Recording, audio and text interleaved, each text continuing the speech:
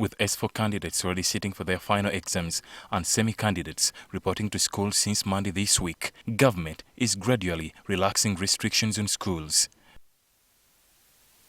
With more students reporting to school, the Ministry of Education has now permitted schools operating both day and boarding to open only if they can separate day learners from boarders during lessons. Schools operating day as day and boarding shall make arrangements to ensure that their learners, are kept separate.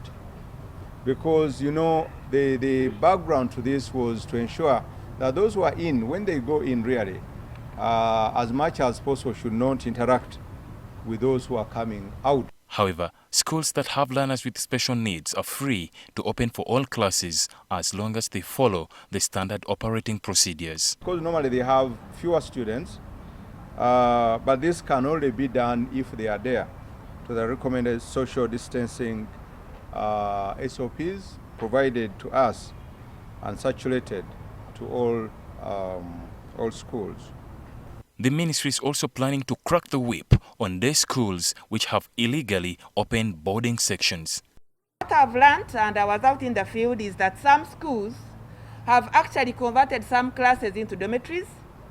They have no facility for boarding, they have no sanitation, they have no security. It's not acceptable. We are going to move out and close them. There are also different strategies for how lost study time will be made up for. We are proposing a special term for these classes, senior P6, senior 3, and senior 5. You remember they are coming back in May. So between May and say August there, when we shall be starting term 1, there is a lot of time. So we are creating a special term for them to cover ground.